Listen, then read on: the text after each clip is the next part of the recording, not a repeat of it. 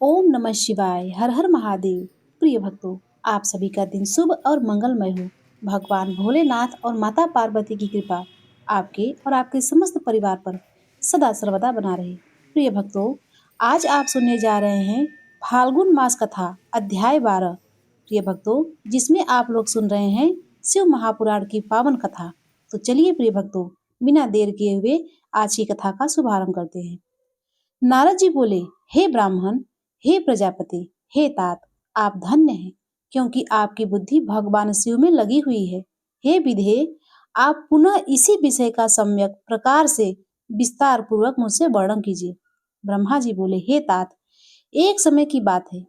कमल से उत्पन्न होने वाले मैंने चारों ओर से ऋषियों और देवताओं को बुलाकर प्रेम पूर्वक सुंदर और मधुर वाणी में कहा, यदि आप सब नित्य सुख प्राप्त करने की इच्छा रखते हैं और नित्य अपने मनोरथ को सिद्ध करना चाहते हैं, तो मेरे साथ क्षीर सागर के तट पर आएं।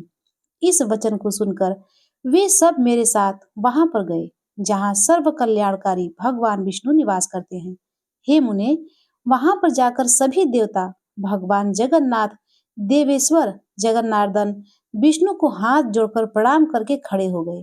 ब्रह्मा आदि उन उपस्थित देवताओं को देखकर मन में शिव के चरण कमलों का स्मरण करते हुए विष्णु कहने लगे। विष्णु जी बोले, हे ब्रह्मादि देवों और ऋषियों, आप लोग यहाँ किस लिए आए हुए हैं? प्रेम पूर्वक एवं कुछ कहें। इस समय कौन सा कार्य आ पड़ा है? ब्रह्मा जी बोले, भगवान विष्णु के द्वारा ऐसा पूछने पर मैंने उन्हें प्रणाम किया और उपस्थित उन सभी देवताओं से कहा कि इस समय आप सबके आने का क्या प्रयोजन है, इसका निवेदन आप सब करें। देवता बोले, हे विष्णु, किसी की सेवा है जो सभी दुखों को दूर करने वाली है, जिसको कि हमें नित्य करना चाहिए।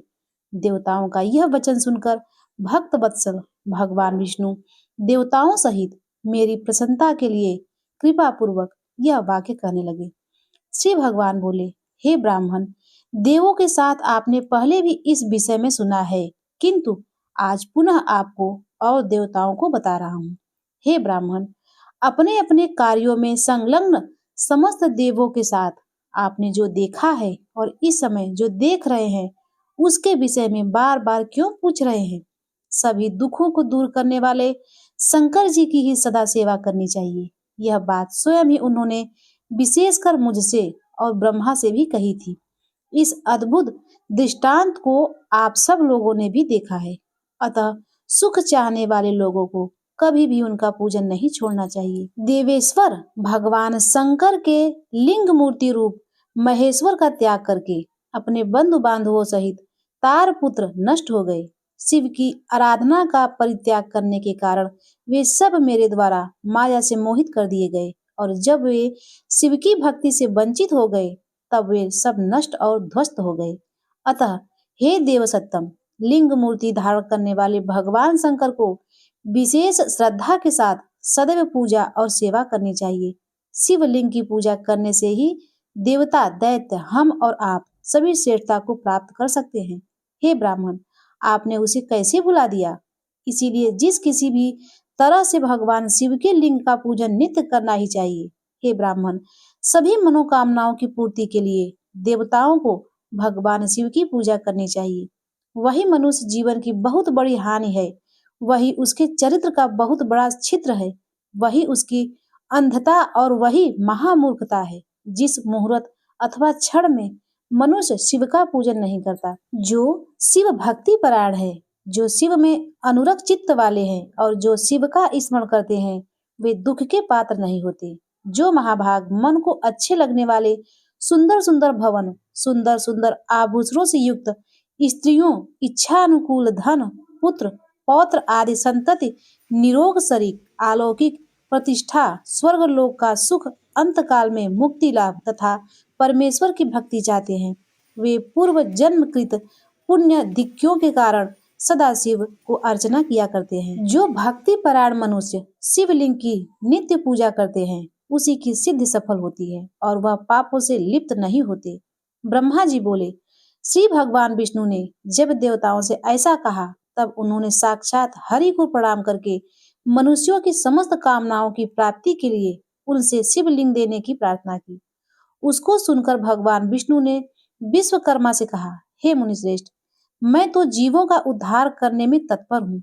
हे विश्वकर्मन, मेरी आज्ञा से आप भगवान शिव के कल्याणकारी लिंगों का निर्माण करके उन्हें सभी देवताओं को प्रदान कीजिए। ब्रह्मा जी बोले। तब विश्वकर्मा ने अधिकार के अनुसार शिवलिंग का निर्माण करके मेरी और विष्णु की आज्ञा से उन सभी शिवलिंगों को उन देवताओं को प्रदान किया। हे ऋषि श्रेष्ठ, वही मैं आज आपसे कह रहा हूँ, सुनिए। इंद्र पद्मराग मणियों से बने शिवलिंग, विश्वापुत्र कुबेर सुवर्णलिंग, धर्म पीतवर्ण मुखराज की मणि से निर्मित लिंग, वरुण श्याम वर्ण की मणियों से बने हुए लिंग, विष्णु इंद्र नील मणि से निर्मित लिंग, ब्रह्मा सुवर्ण से बने हुए शिवलिंग, हे मुनि सभी विश्वदेव चांदी से निर्मित शिवलिंग, वसुगढ़ पीतल के शिवलिंग, अश्विनी कुमार पार्थिव लिंग, देवी लक्ष्मी स्फटिक कर्मणि निर्मित लिंग, सभी आदित्य ताम्र निर्मित लिंग, सोमराज चंद्रमा मौलिक शिवलिंग, अग्निदेव वज्रमणि हीरे से बने शिवलिंग, श्रेष्ठ ब्राह्मण और उनकी पत्नियां मृणमय पार्थिव शिवलिंग, मैं दानव चंदन के शिवलिंग, नाग मूंगे से बने शिवलिंग का आदर पूर्वक विधिवत पूजन करते हैं। देवी दुर्गा मक्खन से बने हुए शिवलिंग, योगी भस्म निर्मित शिवलिंग, यक्ष दधि निर्मित शिवलिंग तथा छाया चावल के आटे की पीठी से बने हुए शिवलिंगों को विधिवत पूजा करती है। ब्राह्मणी देवी रत्नमय शिवलिंग की पूजा करती हैं।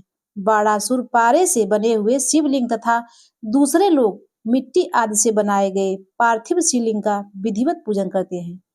विश्वकर्मा ने इसी प्रकार के शिवलिंग देवताओं और ऋषियों को भी दिए थे, जिनकी पूजा वे सभी देवता ऋषि सदैव करते रहते हैं। देवताओं की हित कामना के लिए विष्णु ने उन्हें शिवलिंग प्रदान करके मुझे ब्रह्मा से शिव का पूजन विधान भी बताया। उनके द्वारा कहे गए शिवलिंग के उस पूजन विधान को सुनकर प्रसन्न चित्तमय ब्रह्मा देवताओं के साथ अपने स्थान पर लौट आया। हे मुनि, वहां आकर के मैंने सभी देवों और ऋषियों को संपूर्ण अभीष्ट की सिद्धि करने वाले शिवलिंग के पूजन विधान को बताया। ब्रह्मा जी बोले, हे सभी देवताओं और ऋषियों, सुनिए, मैं प्रसन्नता पूर्वक आप सबके शिव पूजन की उस विधि का वर्णन करने जा रहा हूँ जो भोग और मोक्ष को देने वाली है। हे देवों, हे मुनीश्वरों, सभी जीव जंतुओं में मनुष्य का जन्म प्राप्त करना दुर्लभ है, उसमें भी उत्तम कुल में जन्म लेना तो अत्यंत दुर्लभ है। उत्तम कुल में भी सदाचारी ब्राह्मणों के यहाँ जन्म लेना अच्छे पुण्यों से भी संभव है। अतः भगवान सदाशिव की प्रसन्नता के लिए सदैव स्वर्णाश्रम विहित कर्म करते रहना चाहिए। जिस जाति के लिए जो जो सत्कर्म बताया गया है उस कर्म का उल्लंघन नहीं करना चाहिए। जितनी संपत्ति हो उसके अनुसार दान कर्म करना चाहिए। कर्म में सहस्त्रों यज्ञों की अपेक्षा तप यज्ञ श्रेष्ठ है। सहस्त्रों तप यज्ञों की अपेक्षा जप यज्ञ महत्व अधिक है। ध्यान यज्ञ से बढ़कर तो कोई वस्तु है ही नहीं। ध्यान ज्ञान का साधन है, क्योंकि योगी ध्यान के द्वारा अपने इष्ट देव एक रस सदाशिव साक्षात्कार करते हैं। भगवान सदाशिव सदैव ध्यान यज्ञ में तत्पर रहने वाले उपकार के सानिध्य में रहते हैं, जो विज्ञान से संपन्न है। उनकी शुद्धि के लिए किसी प्रायश्चित आदि की आवश्यकता नहीं है। हे ब्राह्मण, जो ब्रह्मविद विशुद्ध ब्रह्म विद्या के द्वारा ब्रह्म साक्षात्कार कर रहे हैं, उन्हें क्रिया सुख दुख इस धर्म अधर्म जप होम ध्यान और ध्यान विधि को जानने तथा करने की आवश्यकता नहीं है। वे विद्या से सदा निर्विकार रहते हैं और अंत में अमर हो जाते हैं। इस शिवलिंग को परमानंद देने वाला विशुद्ध कल्याण स्वरूप अविनाशी निष्कल सर्वव्यापक तथा योगियों के हृदय में उपस्थित रहने वाले जानना चाहिए। हे द्विजों, शिवलिंग तो दो प्रकार का बताया गया है, ब्रह्मा और आभ्यंतर।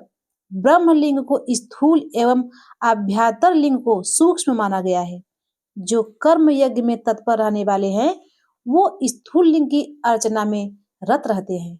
सूक्ष्मतया शिव के प्रति ध्यान करने में असक्त अज्ञानियों के लिए शिव के इस स्थूल विग्रह की कल्पना की गई है। जिसको इस आध्यात्मिक सूक्ष्म लिंग का प्रत्यक्षण नहीं होता, उसे उस स्थूल लिंग में इस सूक्ष्म लिंग की कल्पना करनी चाहिए। इसके अतिरिक्त कोई अन्य उपाय नहीं है। ज्ञानियों के लिए सूक्ष्म लिंग की पूजा का विधान है, जिसमें ध्यान की प्रधानता होती है। ध्यान करने से उस शिव का साक्षात्कार होता है जो सदैव निर्मल और अव्यय रहने वाले हैं।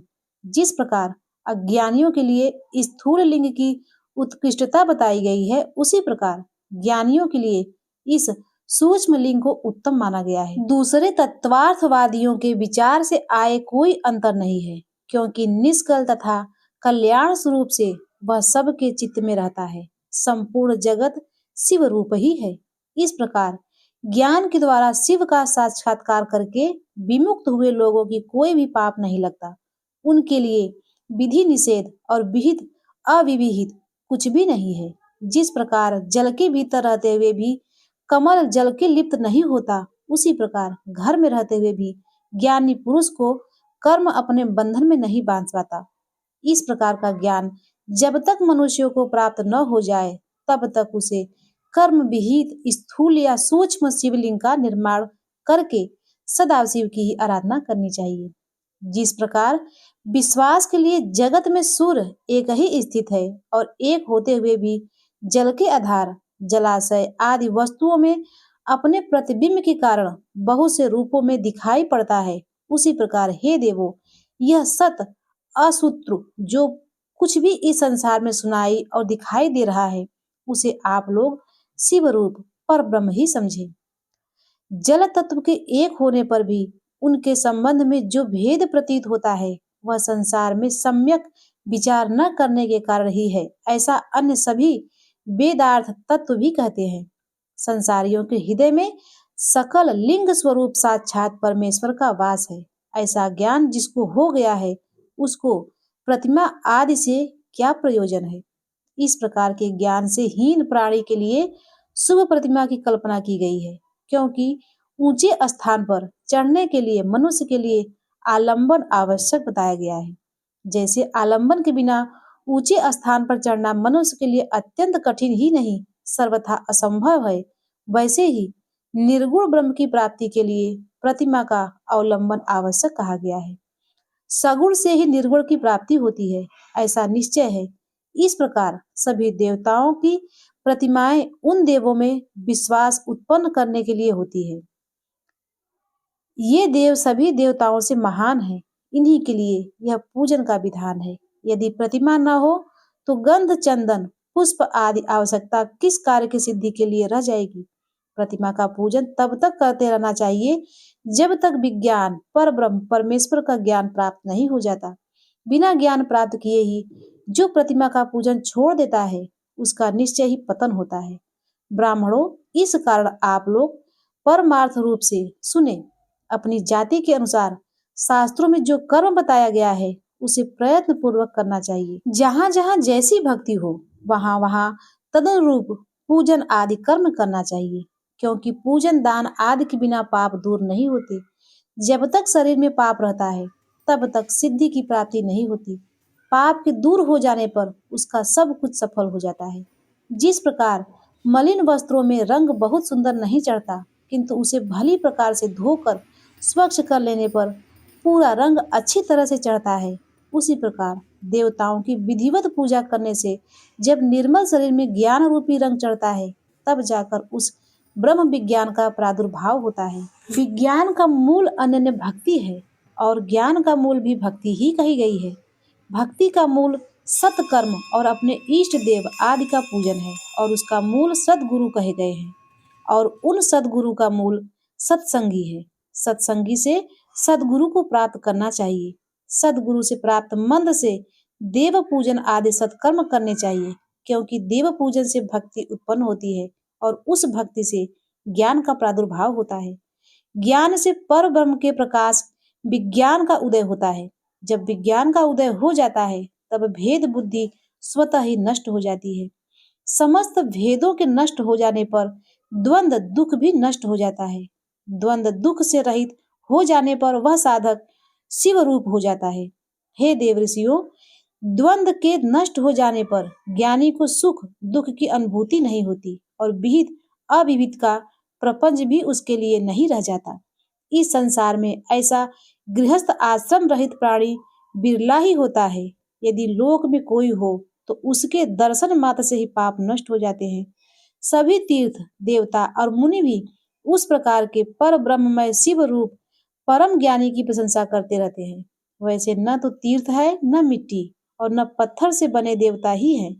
वे तो बहुत समय के बाद पवित्र करते हैं, किंतु विज्ञान के दर्शन मात्र से पवित्र कर देता है। जब तक मनुष्य गृहस्थ आश्रम में रहे तब तक प्रेम पूर्वक उसे 5 देवताओं गणेश, सूर्य, विष्णु, शिव तथा देवी की और उनमें भी सर्वश्रेष्ठ भगवान सदाशिव की प्रतिमा पूजन करना चाहिए, अथवा मात्र सदाशिव की ही पूजा करनी चाहिए। एकमात्र वे ही सबके मूल कहे गए हैं। हे देवो, जैसे मूल जड़ के सींचे जाने पर सभी शाखाएं स्वतः तृप्त हो जाती हैं, वैसे ही सर्वदेवमय सदाशिव की पूजन से सभी देवताओं का पूजन हो जाता है और वे प्रसन्न हो जाते हैं। जैसे वृक्ष की शाखाओं में तृप्त होने पर अर्थात उन्हें सींचने पर सभी भी मूल की तृप्ति नहीं होती, वैसे ही हे मुनिश्रेष्ठ, सभी देवताओं के तृप्त होने पर शिव की तृप्ति नहीं होती। ऐसा सूक्ष्म बुद्धि वाले लोगों को जानना चाहिए। शिव के पूजित हो जाने पर सभी देवताओं का पूजन स्वतः ही हो जाता है। अतः सभी प्राणियों के कल्याण में लगे हुए मनुष्य को चाहिए कि वह सभी कामनाओं की फल प्राप्ति के लिए संसार का कल्याण करने वाले भगवान सदाशिव की पूजा करे। ब्रह्मा जी बोले, अब मैं पूजा की सर्वोत्तम विधि बता रहा हूँ, जो समस्त अभीष्ट सुखों को सुलभ कराने वाली है। हे देवताओं तथा ऋषियों, आप लोग ध्यान देकर सुने। उपासक को चाहिए कि वो ब्रह्म मुहूर्त में उठकर जगदम्बा पार्वती सहित भगवान शिव का स्मरण करे तथा हाथ जोड़कर मस्तक झुकाकर भक्ति पूर्वक उनसे इस प्रकार प्रार्थना करे, हे देवेश्वर उठिए, उठिए, मेरे हृदय में शयन करने वाले देवता उठिए, हे उमाकांत उठिए और ब्रह्मांड में सबका मंगल कीजिए। मैं धर्म को जानता हूँ, किंतु मेरी उसमें प्रवृत्ति नहीं होती है। मैं अधर्म को जानता हूँ, परंतु मैं उससे दूर नहीं हो पाता। हे महादेव, आप मेरे हृदय में स्थित होकर मुझे जैसी प्रेरणा देते हैं, वैसे ही मैं करता हूँ। भक्ति पूर्वक यह वचन कहकर और गुरु के चरणों का स्मरण करके गांव से बाहर दक्षिण दिशा में मल मूत्र का त्याग करने के लिए जाएं। इसके बाद मिट्टी और जल से शरीर की शुद्धि करके दोनों हाथों और पैरों को धोकर दंत धावन करें। सूर्य उदय होने से पहले ही दातावन करके मुंह को 16 बार जल की अंगुलियों से धोए। हे देवताओं तथा ऋषियों, षष्ठी प्रतिपदा, अमावस्या और नवमी तिथियों तथा रविवार के दिन शिव भक्तों को यत्न पूर्वक दाताओं को त्याग देना चाहिए। आवश्यक के अनुसार नदी आदि में जाकर अथवा घर में ही भली भांति स्नान करे। मनुष्य को देश और काल के विरुद्ध स्नान नहीं करना चाहिए। रविवार, श्राद्ध, संक्रांति, ग्रहण, महादान, उपवास दिवस अथवा अशौच प्राप्त होने पर मनुष्य जल से स्नान करे। शिव भक्ति से युक्त मनुष्य तीर्थ तीर्थ गर्म आदमी प्रवाह के सम्मुख होकर स्नान करे। जो नहाने के पहले तेल लगाना चाहे, उसे विहित एवं निषिद्ध दिनों का विचार करके ही तेल भंग करना चाहिए। जो प्रतिदिन नियम पूर्वक तेल लगाता हो, उसके लिए किसी भी दिन तेल का त्याग नहीं करना चाहिए, अथवा जो तेल इत्र आदि से वासित हो, उसका लगाना किसी भी दिन दूषित नहीं है। श्राद्ध, ग्रहण, उपवास और प्रतिपदा के दिन तेल नहीं लगाना चाहिए। सरसों का तेल ग्रहण को छोड़कर किसी भी दिन दूषित नहीं होता। इस तरह देश काल का विचार करके ही विधि पूर्वक स्नान करें। स्नान के समय अपने मुख को उत्तर अथवा पूर्व की ओर रखना चाहिए।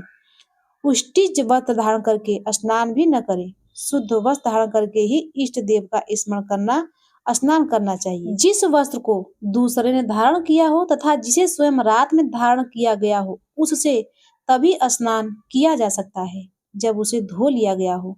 इसके पश्चात देवताओं, ऋषियों तथा पितरों की तृप्ति देने वाले तर्पण करना चाहिए। उसके बाद धुला हुआ वस्त्र पहने और आचमन करें। हे श्रेष्ठ द्विजों, तदंतर गोबर आदि से लीप पोत कर स्वच्छ किए हुए शुद्ध स्थान में जाकर वहां सुंदर आसन की व्यवस्था करें। वह आसन विशुद्ध काष्ठा का बना हुआ हो, पूरा फैला हुआ तथा चित्रमय होना चाहिए। ऐसा आसन संपूर्ण अभिष्ट फलों को देने वाला है। उसके ऊपर बिछाने के लिए यथा योग्य मृग चर्म आदि ग्रहण करे।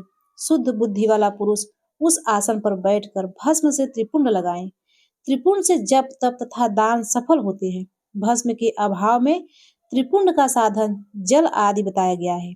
इस तरह त्रिपुंड करके मनुष्य रुद्राक्ष धारण करे और अपने संध्योपासना आदि नित्य कर्म का संपादन करके पुनः शिव की आराधना करे।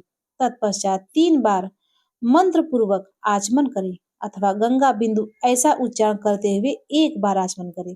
तत्पश्चात वहां शिव की पूजा के लिए अन्न और जल लाकर रखे। दूसरी कोई भी जो वस्तु आवश्यक हो उसे यथाशक्ति जुटाकर अपने पास रखे। इस प्रकार पूजन सामग्री का संग्रह करके यहाँ धैर्य धारण करके जल गंध और अक्षत से युक्त एक अर्ध पात्र लेकर उसे दाहिने भाग में रखे। उससे उपचार की सिद्धि होती है। फिर गुरु का स्मरण करके उनकी आज्ञा लेकर विधिवत सकाम संकल्प करके पराभक्ति से सपरिवार शिव का पूजन करे। एक मुद्रा दिखाकर सिंदूर आदि उपचारों द्वारा सिद्धि बुद्धि सहित विघ्नहारी गणेश का पूजन करे। लक्ष्य और लाभ से युक्त गणेश जी का पूजन करके उनके नाम के आदि में प्रणव तथा अंत में नमः जोड़कर नाम के साथ चतुर्थी विभक्ति का प्रयोग करते हुए नमस्कार करें। यथा ओम गणपतये नमः। तदंतर उनसे क्षमा प्रार्थना करके पुनः भाई कार्तिकेय सहित गणेश जी का पराभक्ति से पूजन करके उन्हें बारंबार नमस्कार करें। तत्पश्चात सदा द्वार पर खड़े रहने वाले महोदर का पूजन करके सती साध्वी गिरिजानंदिनी उमा की पूजा करें। चंदन कुमकुम तथा धूप दीप आदि अनेक उपचारों तथा नाना प्रकार के नैवेद्यों से शिव का पूजन करके नमस्कार करने के पश्चात साधक शिव की समीप जाए। यथासंभव अपने घर में मिट्टी, सोना, चांदी, धातु या अन्य द्रव्य, पारे आदि की शिव प्रतिमा बनाए और उसे नमस्कार करके भक्ति परायण होकर पूजा करें। उसकी पूजा जाने पर सभी देवता पूजित हो जाते हैं। मिट्टी का शिवलिंग बनाकर विधि पूर्वक उनकी स्थापना करें। अपने घर में रहने वाले लोगों को स्थापना संबंधी सभी नियमों का सर्वथा पालन करना चाहिए। भूत शुद्धि करके प्राण प्रतिष्ठा करें। शिवालय में दिग्पालों की स्थापना करके उनकी पूजा करें। घर में सदा मूल मंत्र का प्रयोग करके शिव की पूजा करनी चाहिए। घर में द्वारपालों के पूजन का सर्वथा नियम नहीं है, क्योंकि घर में जिस शिवलिंग की पूजा की जाती है उसमें सभी देवता प्रतिष्ठित रहते हैं। घर पर होने वाले शिवलिंग पूजा के समय अंगों सहित तथा सपरिवार उन सदाशिव का आवाहन करके पूजन किया जाए, ऐसा कोई नियम नहीं है। भगवान शिव के समीप ही अपने लिए आसन की व्यवस्था करें। उस समय उत्तराभिमुख बैठकर आचमन करें। उसके बाद दोनों हाथों का प्रक्षालन करके प्राणायाम करें। प्राणायाम काल में मनुष्य को मूल मंत्र की 10 आवृत्तियां करनी चाहिए। हाथों से 5 मुद्राएं दिखाएं। यह पूजा का आवश्यक अंग है। इन मुद्राओं का प्रदर्शन करके ही मनुष्य पूजा विधि अनुसरण करे। तदंतर वहां दीप निवेदन करके गुरु को नमस्कार करे और पद्मासन या भद्रासन बांधकर बैठे अथवा उत्तासन या पर्यकासन का आश्रय लेकर सुख पूर्वक बैठे और पुनः पूजन का प्रयोग करें। पुराने समय तो पत्थरों को बरियाकी ही श्रद्धा पूर्वक पूजा करके लोग भवसागर से पार हो जाते थे। यदि वे शुद्ध रूप में स्वमेव घर में विद्यमान है तो उसके लिए कोई नियम की आवश्यकता नहीं है। तत्पश्चात अर्घ पात्र से उत्तम शिवलिंग का प्रक्षालन करें। मन को भगवान शिव से अन्यत्र न ले जाकर पूजा सामग्री को अपने पास रखकर निम्नांकित मंत्र समूह से महादेव जी का आवाहन करें, जो कैलाश के शिखर पर निवास करते हैं। पर्वत पार्वती देवी के पति हैं, समस्त देवताओं से उत्तम हैं, जिनके स्वरूप का शास्त्रों में यथावत वर्णन किया गया है, जो निर्गुण होते हुए भी गुण रूप हैं, जिनके 5 मुख 10 भुजाएं और प्रत्येक मुखमंडल में 3-3 नेत्र हैं, जिनकी ध्वजा पर वृषभ चिन्ह अंकित है, जिनके अंगों की कांति कर्पूर के समान गौर है, जो दिव्य रूपधारी चंद्रमा की रूपी मुकुट से सुशोभित तथा सिर पर जटाजूट धारण करने वाले हैं, जो हाथी की खाल पहनते हैं और व्याघ्र चर्म ओढ़ते हैं, जिनका स्वरूप शुभ है, जिनके अंगों में वासुकी आदि नाग लिपटे रहते हैं, जो पिनाक आदि आयुध धारण करते हैं, जिनके आगे आठों सिद्धियां निरंतर नृत्य करती रहती हैं, भक्त समुदाय जय जयकार करते हुए जिनकी सेवा में लगे रहते हैं, दुस्सह तेज के कारण जिनकी ओर देखना भी कठिन है, जो देवताओं से सेवित है, जो संपूर्ण प्राणियों को शरण देने वाले हैं, जिनका मुखारविंद प्रसन्नता से खिला हुआ है, वेदों और शास्त्रों ने जिनकी महिमा का यथावत गान किया है, विष्णु और ब्रह्मा भी सदा जिनकी स्तुति करते हैं, तथा जो भक्त वत्सल हैं, उन परमानंद स्वरूप शिव का मैं आवाहन करता हूँ। इस प्रकार सांब शिव का ध्यान करके उनके लिए आसन दे। चतुर्यंत पद से ही क्रमशः सब कुछ अर्पित करे। यथा साम्यत सदा शिव नमः आसनम सर्वयामी इत्यादि। तत्पश्चात भगवान शंकर को पाद्य और अर्घ देकर तदंतर परमात्मा शंभु को आचमन कराकर पंचामृत संबंधित द्रव्यों द्वारा प्रसन्नता पूर्वक शंकर को स्नान कराएं। वेद मंत्रों अथवा समतक चतुर्थ्यंत नाम पदों का उच्चारण करके भक्ति पूर्वक यथा योग्य समस्त द्रव्य भगवान को अर्पित करें। अभीष्ट द्रव्य को शंकर के ऊपर चढ़ाएं, फिर भगवान शिव को जलधार से स्नान कराएं। स्नान के पश्चात उनके श्री अंगों में सुगंधित चंदन तथा अन्य द्रव्यों का यत्न पूर्वक लेप करें। तत्पश्चात सुगंधित जल से ही उनके ऊपर जलधारा गिराकर अभिषेक करें। वेद मंत्रों पतंगों अथवा शिव के 11 नामों द्वारा यथावकाश जलधारा चढ़ाकर शिवलिंग की अच्छी तरह से पोछे। वस्त्र से तदंतर आचमन प्रदान करे और वस्त्र संवर्धित करके नाना प्रकार के मंत्रों द्वारा भगवान शिव को तिल, जौ, गेहूं, मूंग और उड़द अर्पित करे। फिर 5 मुख वाले परमात्मा शिव को पुष्प चढ़ाएं। प्रत्येक मुख पर ध्यान के अनुसार यथोचित अभिलाषा करके कमल, शतपत्र, शंख पुष्प, कुश पुष्प, धतूर, मंदार, दड़ो पुष्प, तुलसी दल तथा बिल्व पत्र के द्वारा पराभक्ति के साथ भक्त वत्सल भगवान शंकर की विशेष पूजा करें। अन्य सब वस्तुओं का अभाव होने पर शिव को केवल बिल्व पत्र ही अर्पित करें। बिल्व पत्र समर्पित होने से ही शिव की पूजा सफल होती है। तत्पश्चात सुगंधित चूर्ण तथा सुभाषित उत्तम तेल, इत्र आदि विधित वस्तुएं बड़े हर्ष के साथ भगवान शिव को अर्पित करें। तदंतर प्रसन्नता पूर्वक गुग्गुल और अगरू आदि से धूप निवेदित करें। तदंतर शंकर जी को घृत पूर्ण दीपक दे। इसके बाद निम्र मंत्र से भक्ति पूर्वक पुनः अर्घ दे और भक्ति भाव से वस्त्र द्वारा उनके मुख का मार्जन करे। हे शंकर, आपको नमस्कार है। आप इस अर्घ को स्वीकार करके मुझे रूप दीजिए, यश दीजिए, सुख दीजिए तथा भोग और मोक्ष का फल प्रदान कीजिए। इसके बाद भगवान शिव को भांति भांति के उत्तम नैवेद्य अर्पित करें। इसके पश्चात प्रेम पूर्वक आचमन कराएं। तदंतर सांगोपांग तांबूल बनाकर शिव को अर्पित करें। इसके अनंतर 5 बत्ती की आरती बनाकर भगवान को दिखाएं। पैरों में 4 बार, नाभि मंडल के सामने 2 बार, मुख के समक्ष 1 बार तथा संपूर्ण अंगों में 7 बार आरती दिखाएं। तत्पश्चात यथोशक्त ध्यान करके मंत्र का उच्चारण करें। बुद्धिमान मनुष्य को गुरु के द्वारा बताए गए नियम के अनुसार ही मंत्र का जप करना चाहिए अथवा अपने ज्ञान के अनुसार जितनी संख्या में हो सके उतनी संख्या में ही मंत्रों का विधिवत उच्चारण करें। प्रेम पूर्वक नाना प्रकार के स्तोत्रों से वृषभ ध्वज शंकर की स्तुति करें। तत्पश्चात धीरे धीरे शिव की परिक्रमा करें।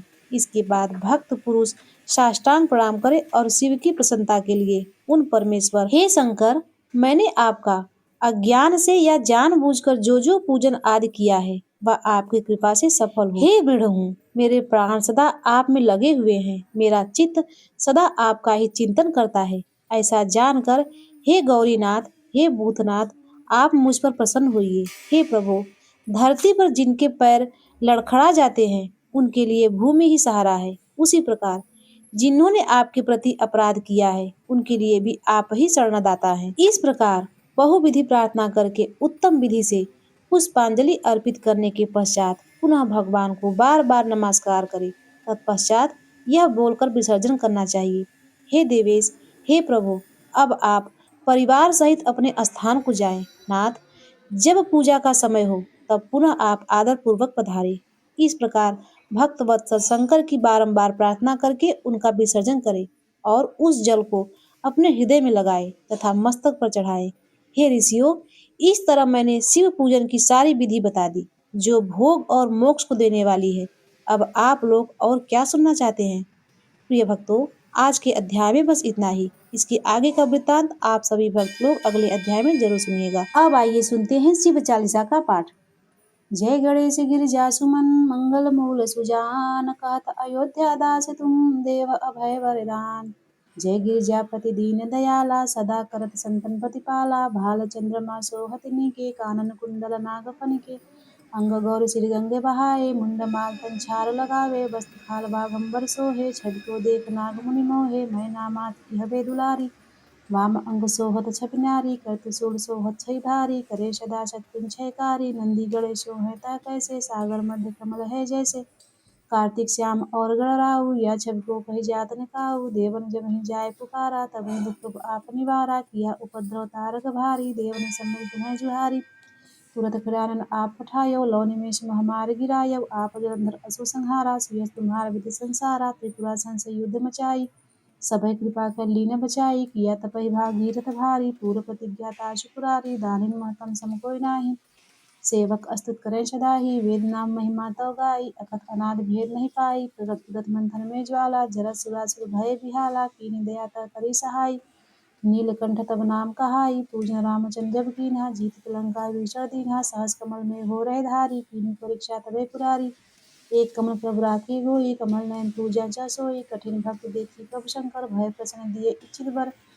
जय जय जय अनंत अविनाशी, कर कृपा सबके घटवासी। दुष्ट सकल तुम मोहि सतावे, भ्रमत रहो मोहि चैन न आयो। त्राहि त्राहि मैं नाथ पुकारूं, नहीं अवसर मोहि आन उबारो। लैत सो शत्रुन को मारो, संकट से मोहि आन उबारो। मात पिता भ्राता सब कोई, संकट में पूछा न कोई। स्वामी एक है आस तुम्हारी, आई हरौ अब संकट भारी। धन्य धन को दे सदा ही, जो कोई जाचे सो फल पावे। अस्तित्व के विद करो तुम्हारी, क्षमौनाथ अब चूक हमारी। शंकर हो संकट के नाशक, मंगल कारक विघ्न विनाशक। योगी यत मन ध्यान लगावे, सारद नारद शीष नवावे। नमो नमो जय नमो शिवाय, श्री ब्रह्मादि पार न पावे। जो या पाठ करे मन लाई, तापर होत है शंभु सहाय। रणिया जो कोई हो अधिकारी, पाठ करे सो पावन हारी। पुत्रहीन इच्छा कर जोई, निश्चय शिव प्रसाद ते होई। पंडित त्रयोदशी को लावे, ध्यान पूर्वक होम करावे। त्रयोदशी व्रत करे हमेशा, तन्यता के रहे कलेशा। धूप दीप नैवेद्य चढ़ावे, शंकर सम्मुख पाठ सुनावे। जन जन के पाप नशावे, अंतवा शिवपुर में पावे। कहे अयोध्या दास तुम्हारी, जान सकल दुख हरो हमारी। नित निम कर प्राति पाठ गौरा चालीसा, तुम मेरी मनोकामना पूर्ण करो जगदीश। मग 67 है मंत्र, संवत 64 जान। अस्तु चालीसा शिव ही पूर्ण कीन्ही कल्याण। प्रिय भक्तों, अब आइए सुनते हैं शिव जी की आरती का पाठ। ओम जय शिव ओंकारा, हरि जय शिव ओंकारा। ब्रह्मा विष्णु सदाशिव अर्धांगी धारा। एकानन चतुरानन पंचानन राजे। हंसानन गरुड़ासन वृषवाहन साजे। दो भुज चार चतुर्भुज, दस भुज अति सोहे। तीनों रूप निरखिता, त्रिभुवन जन मोहे। अक्षमाला वनमाला मुंडमाला धारी। चंदन मृग मद सोहे, भोले शशिधारी। श्वेतांबर पीतांबर वागंबर अंगे। सनकादिक प्रभुतादिक भूतादिक संगे। कर में मध्य कमंडल चक्र त्रिशूल धरिता। जन करता जग भरता, जग संहार करता। ब्रह्मा विष्णु सदा शिव जानत अविवेका। स्वर्णाक्षर में शोभित ये तीनों एका। त्रिगुण स्वामी जी की आरती जो कोई नर गावे। कहत शिवानंद स्वामी सुख संपत्ति पावे। जय शिव ओंकारा, हरे जय शिव ओंकारा। प्रिय भक्तों, एक बार प्रेम से बोलिए नमः पार्वती पतये हर हर महादेव।